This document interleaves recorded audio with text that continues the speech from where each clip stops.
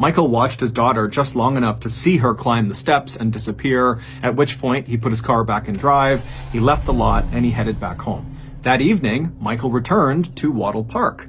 But when the train came rolling into the station, Rachel was not on board. And so Michael just sat in this parking lot and watched train after train after train come through the station, and Rachel wasn't on any of them. He left the parking lot but went to his parents' house, which was much closer than his own home, and he grabbed their phone and he called back to his home, and when his wife, Elizabeth, picked up the phone, he immediately asked her, "Hey, is Rachel home?" And Elizabeth would tell Michael, "No, she's not here, and she hasn't called." This was the moment when Michael and Elizabeth instinctively knew something had to be wrong. And so Michael tells Elizabeth he's going to come home as fast as he can. They hang up. She picked the phone right back up and she dialed Manny's number. That's Rachel's boyfriend. He would tell Elizabeth that he hasn't seen Rachel since earlier in the day and she has not called him. Manny would say, "Oh, we went out to a shopping mall and Rachel actually walked up to a very particular set of shoes and she said that she was going to buy them the next day and she was really excited about it." Elizabeth is thinking, Rachel has no money. How could she possibly afford those shoes? And so she asked Manny, and Manny would say, "She told me that she had this secret job, but she wouldn't give me any more details about it." As Elizabeth is listening to Manny tell her this, all her alarm bells are going off. After hanging up the phone with Manny, Elizabeth began frantically calling all of Rachel's friends and acquaintances, but nobody had any information about where Rachel was. A little while later, Michael finally pulled into the driveway, and when he went inside, he talked to his wife briefly, but he could tell they had no new information, and so very quickly, Michael just left the house, got right back into his car, and he drove to the police station. But when he got to the police station, the police didn't really offer the response that he was hoping for. From the police's perspective, it sounded like a teenage girl has been missing for a few hours, and so in their mind, they're thinking, one, that's not an emergency yet, and two, she probably just kind of ran off. The police said, "Look, Michael, just go home, wait, your daughter will be home soon, and if for some reason in the next few days she does not come back home, you come back and you tell us." And so Michael, now feeling totally devastated, finally did just leave the police station and he headed back home. And then he and his wife and his two other daughters had a terrible, restless night's sleep, wondering what was going on with Rachel. And then finally, when the sun came up the next morning, Michael and Elizabeth rushed out of their bedroom and headed into the kitchen, hoping, praying that Rachel would just magically be in their house again.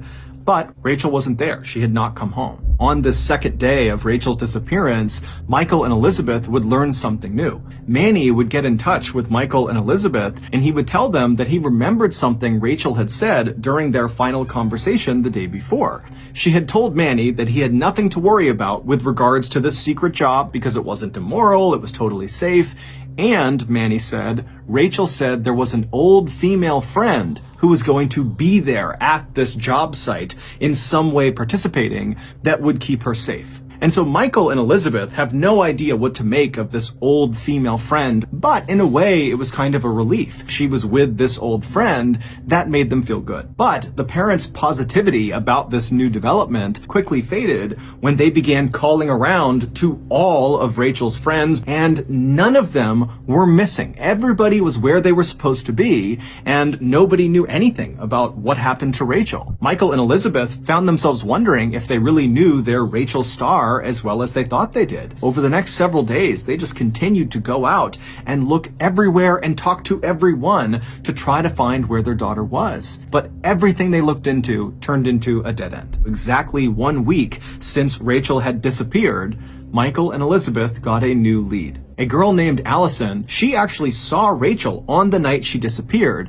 a full hour after her last known sighting. At 6:40 p.m. on the night Rachel disappeared, Allison was on the train car headed to Praran, and when this train that Allison was on pulled into the Richmond station and the doors opened up, Allison watched as Rachel, along with this other girl who Allison didn't recognize, walked on board and then took seats right next to each other on the other end of the train away from Allison. Immediately, it was clear they were friends. They were laughing and joking together and just kind of in their own world. And then Allison would watch as Rachel and her friend would leave ahead of her and they would walk down the platform. When Michael and Elizabeth heard about this sighting of their daughter on the train, it begged the question of what role did this mystery person play in wherever Rachel was now. The Barbers and the police at this point, who were looking much more seriously into the Barber case by now, they knew the next step was identifying this mystery girl.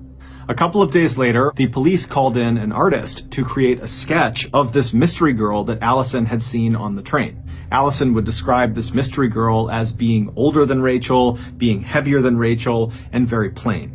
That day, the police also ordered a trace on all of the phone calls going into the Barber residence on the day before she went missing. And when the phone call trace came back, there was one phone number in particular that stood out to police. There was a private phone number that called the Barber household twice on the day before Rachel disappeared. Once at 5:24 p.m., and that call lasted about 15 minutes. And then shortly after that call ended, the private number called back, and then there was another conversation that lasted about 30 minutes. It would take police another 24 hours, but eventually they would figure out who this private caller was. It was a 20-year-old woman named Caroline Robertson who very closely resembled the police sketch of the mystery girl that Allison had seen on the train. And it just so happened that Caroline Robertson lived very close to the Praran train station where Allison saw the mystery girl and Rachel get off. Additionally, Caroline was Rachel's old babysitter and was very close with the Barber family. From Michael and Elizabeth's perspective and the police's perspective, it now seemed very likely that Rachel and Caroline had just snuck off together and were now probably hiding out at Caroline's apartment. And so, believing they could put an end to this missing teenager drama that night, the police hopped in their cars and they drove over to Caroline's apartment. But when they got there, they very quickly realized that things were not as they seemed. Police walked up to Caroline's front door and they knocked and began yelling out for Caroline and Rachel to come outside, but nobody yelled back and nobody opened the door. So they got in touch with the property's real estate agent, who came out and gave them a set of spare keys. And when the police tried those keys, they found they still could not open the door because the door had been locked from the inside. One of the officers looks up and sees a second floor window of the apartment is open. And so the police contacted the fire department, who showed up very quickly, and they put a ladder up against the side of the apartment that went up to that open window, and then a police officer began climbing up. And when he got up to the window and could look inside, he saw he was looking into a bedroom. And at first it looked totally ordinary until he noticed there was a body lying face down at the foot of the bed on the ground. It was Caroline. The officer on the ladder immediately turned around and yelled for backup, and then he and other officers poured into the apartment, and before long, Caroline, who did actually still have a pulse, but she was totally unconscious and not responding, she was being rushed to the hospital. And so the police searched this apartment top to bottom, and they did not find Rachel. In fact, there was no trace of Rachel anywhere, and so the police just kind of walked around the apartment, gathering up anything that seemed suspicious, and they just hoped that some of this stuff might lead to Rachel. Back at the hospital, Caroline had regained consciousness. The medical staff allowed the police to come in right away and start asking questions because they knew time was of the essence. And the first question they asked her was, "Do you know where Rachel Barber is?" And Caroline just stood there kind of stunned for a second and then just said, "Yes." Over the next few months, as Caroline's memory came back into focus, she would piece together one of the most unbelievable stories that police in Melbourne had ever heard. Back on Sunday, February 28th, 1999, so the day before Rachel vanished, Caroline called Rachel and offered her a job. Caroline told Rachel that she was working on this psychology study and she needed participants. However, the study was highly confidential, so if Rachel did want to be a part of it, she wouldn't be able to tell anyone what she was doing. All Rachel had to do was meet Caroline the following day after school was over, and then the two of them would ride the train to Praran. They would get off, make their way to Caroline's apartment, and there they would conduct this psychological study. And when it was over, Caroline would pay Rachel $100 and the cost of transportation. And so Rachel, she was thrilled at the idea because she wanted those beautiful blue shoes. So the next day, Monday, March 1st, they made their way to Praran with Allison spotting them. Caroline and Rachel would make their way to a nearby pizza shop and get a pizza, and then they would walk the rest of the way to Caroline's apartment. Once they were inside the apartment, Caroline led them upstairs to her bedroom, and then they both sat down on the floor at the foot of the bed and began eating their pizza. Caroline told Rachel it was time to start the study, and it began with a guided meditation. Sitting next to Rachel, Caroline told her to stay calm, think happy thoughts, close your eyes, and just begin to breathe in nice and slow, breathe out nice and slow. And Caroline, at this point, she stood up and began kind of pacing around the room. And then at some point, Caroline just stopped and stood right in front of Rachel and just stared at her really intently. Caroline was confident that the she had laced in the pizza that she had given Rachel were starting to take an effect. It looked like Rachel was starting to doze off. Caroline walked around behind Rachel, who still had her eyes closed, and Caroline pulled out a telephone cord. She wrapped it around Rachel's neck, and she pulled it as tight as she could. Immediately, Rachel came out of her trance, and she reached up and began trying to pull the cord off of her neck. But Caroline was easily 50 pounds heavier than Rachel, and easily was able to maintain control over Rachel. And so Rachel is squirming and fighting and scratching and doing everything she can to try to get this cord off, but she can't. And eventually the fight just leaves her body and she goes still. At which point she would drag Rachel's body into a nearby closet and she would shut the door. 2 days later, Caroline would open that closet up and she would drag Rachel's body back out of the closet and she would roll Rachel's body up in a carpet and then stuff her inside of a large army duffel bag that Caroline had purchased for this exact reason, for disposing Rachel's body.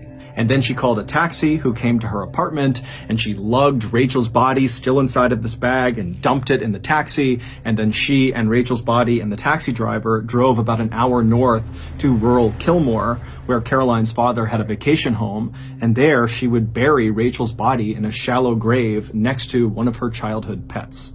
When Caroline had been rushed to the hospital because she was found unconscious in her bedroom by police, the assumption was she and probably Rachel had been attacked, and that was why Caroline was unconscious. But what really happened is Caroline was in her apartment and she saw the police show up, and it made her so stressed that it triggered a seizure, and that was why she passed out in her bedroom.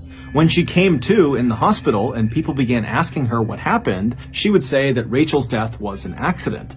However, months later, after investigators had gone through all of the evidence they had collected, they discovered Rachel's death was anything but accidental. According to the notebooks they found all over Caroline's apartment, Caroline hated herself. She totally loathed her physical image and who she was, and she was obsessed with the girl she used to babysit, Rachel Barber. Rachel was this beautiful, perfect person that Caroline wished she could be. And so one day, Caroline decided she would just stop being Caroline and would literally become Rachel. And to do that, she would kill Rachel and assume her identity. The secret job, the psychology study that Caroline offered Rachel, was a very intentional trap. Caroline planned to murder Rachel and stage it so it looked like Rachel had run away, and then afterwards, Caroline planned to lose 45 pounds and then get a nose job so she would look more like Rachel. And then to complete her transformation, Caroline would legally change her name to Rachel Barber. In November of 2000, Caroline Robertson pleaded guilty to murdering Rachel Barber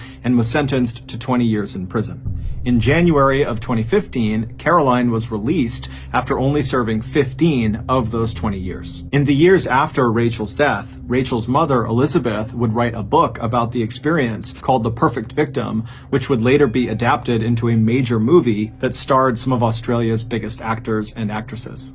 On Wednesday, March 24th, 1999, Rachel Barber's body was once again lowered into the ground, except this time she was surrounded by friends and family and people who loved her. Over 850 people attended Rachel's funeral. They brought letters and poems and toys, which were all buried with Rachel, as were the blue shoes that Rachel so wanted that she planned to buy with the $100 Caroline had promised her. Just know that I really appreciate your support, and until next time, that's going to do it. See ya.